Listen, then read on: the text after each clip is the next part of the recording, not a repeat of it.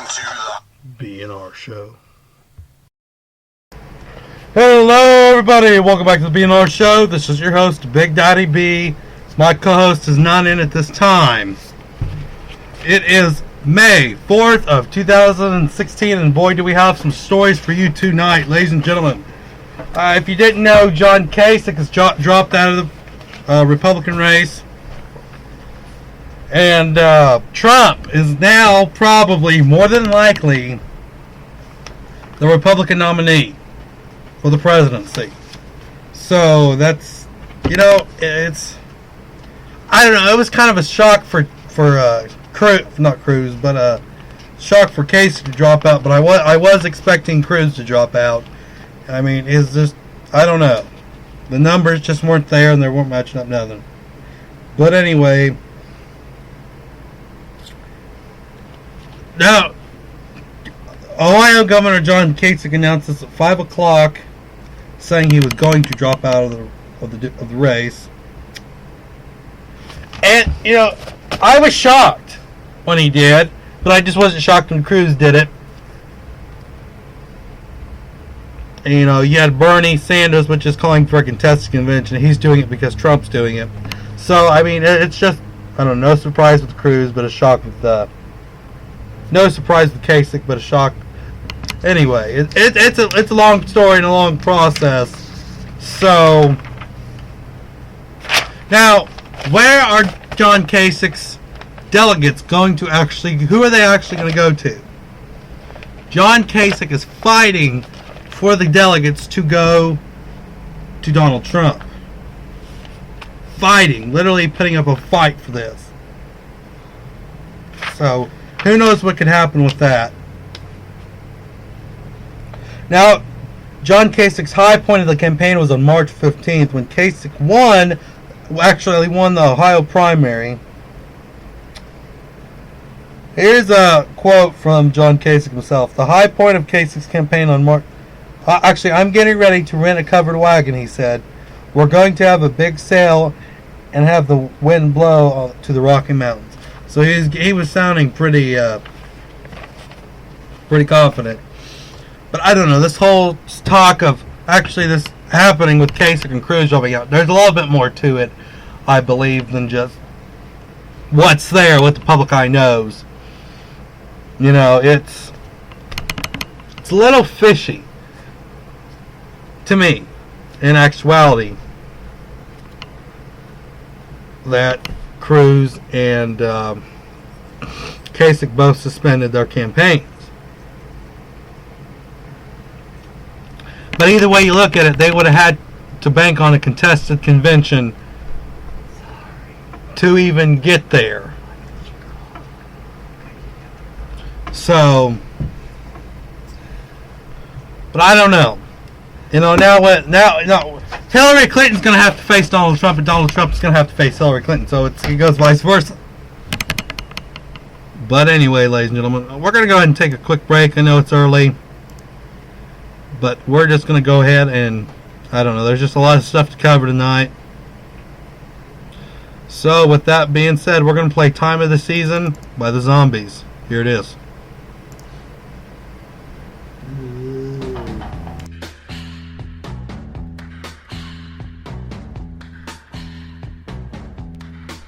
It's the time of the season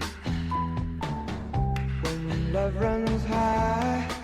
In this time, give it to me easy, and let me try with pleasured hands to take you in the sun to promised lands, to show you everyone.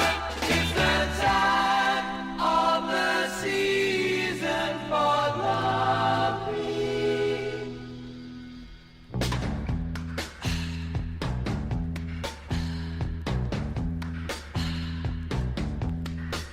What's your name? Who's your daddy? Is he rich like me? Has he take us anytime to show you what you need to live? Tell it to me slowly. Tell you why I really want to know.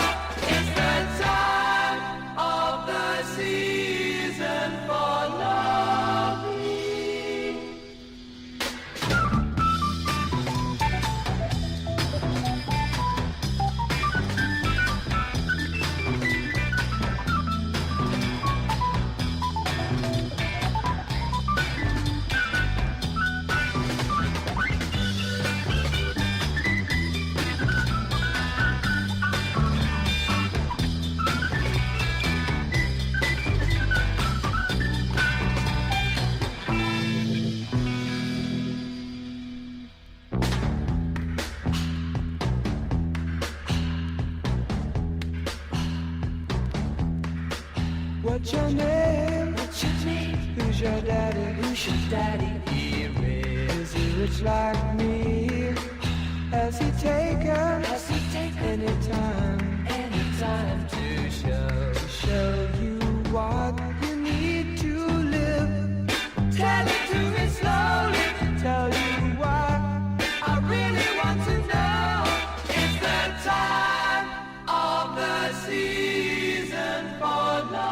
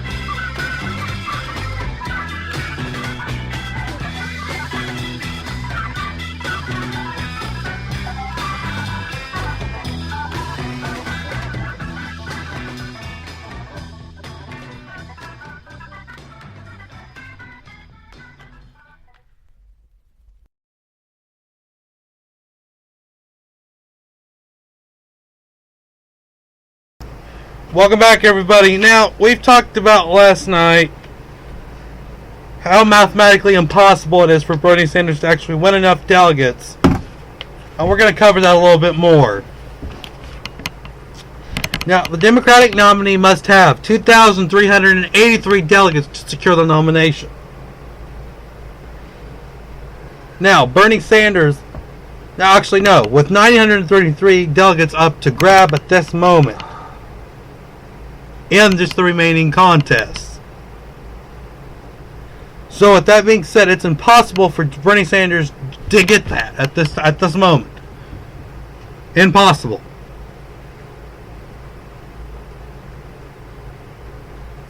Now Hillary Clinton has got 1,444 delegates right now. She need 2,132. I don't know, this is up today, so I don't know. Okay, it may be more than that, ladies and gentlemen, but this is what I got from today. But anyway. What? That's where I got this off, was today. Off there. I don't know. We'll get those poll numbers for you tomorrow, ladies and gentlemen.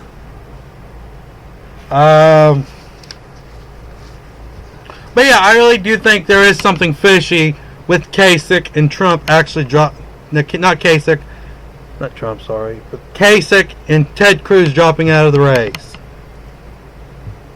It's a little fishy to me on why they even dropped out when Cruz had said in a interview the day before that he wasn't going anywhere.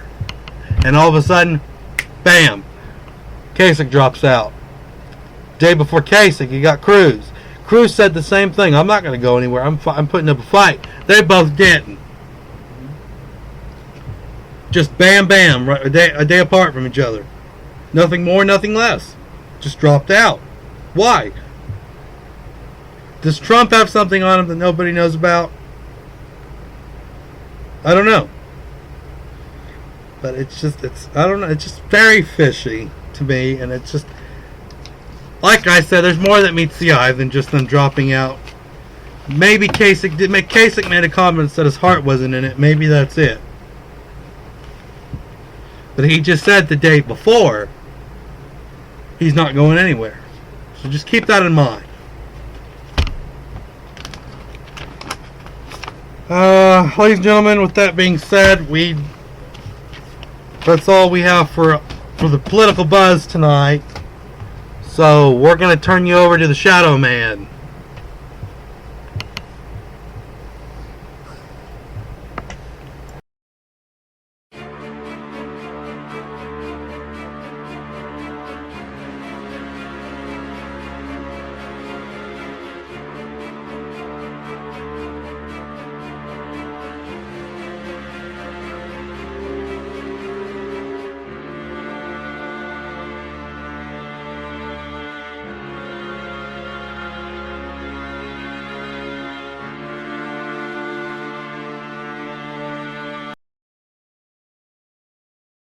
Oh, 3 days. Can you believe that? 3 days I've been here. Thank you all for enjoying this. Tonight I'm going to continue my talk about vampires.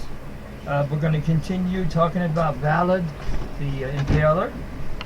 And right now, again, remember that Transylvania at one time was Transylvania until they changed it to Romania. Evidently, it just got to be too much. And Romania is a very beautiful country now.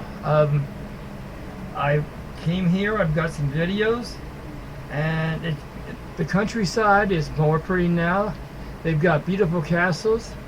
Unfortunately, a lot of them are not don't have electricity, so you can just picture the fireplaces and everything else that they had to use. One of these castles they had, it's just like they were on the ground and that's it. It's huge. You could see where they would go up, down, and everything. And I mean, it is so good. You could just picture what was going on inside. I would love to go to see Castle Dracula, because Castle Dracula has got some really cool things going on. If you believe in ghosts and goblins and whatever, which I do, I am totally into that. They say that Castle Dracula is haunted by Ballad the Impaler, and they say that on certain nights you can actually see it or feel it. I would love to go there sometime. As I said, there is no electricity, so what they have are fireplaces. And my God, all the fireplaces they'd have to do to light the place, keep it lit and keep it warm. You have to be one sturdy person to live in there. Anyway, the people nowadays, they got all the information from Ballad Dracula and they brought it back to make movies, which they did. Don't know if it's true or not. There were a lot of Dracula movies. Then they made it into the 50s vampire movies, Count as Dracula. They made a bunch of Baroness Count Dracula. Her name was Karen. It was a Countess Barthany, as I said last night, which I don't think you can understand because I was a little nervous last night. What had happened was she was bathing one time, and she got upset with her maid, so she slapped her. She slapped her so hard that she cut her. When she cut her, she bled on her. And as she did that, she noticed that her skin became a lot younger. So she thought that maybe this was because of the virgin blood. So what she did then was she went around getting more virgins to come in and help clean the house and everything. And after a while, she would start killing them, using their blood to take a bath in. And then she would supposedly be more and more beautiful, which to a lot of people they say that she wasn't, but to her she was. She evidently was tried. She was put in a jail cell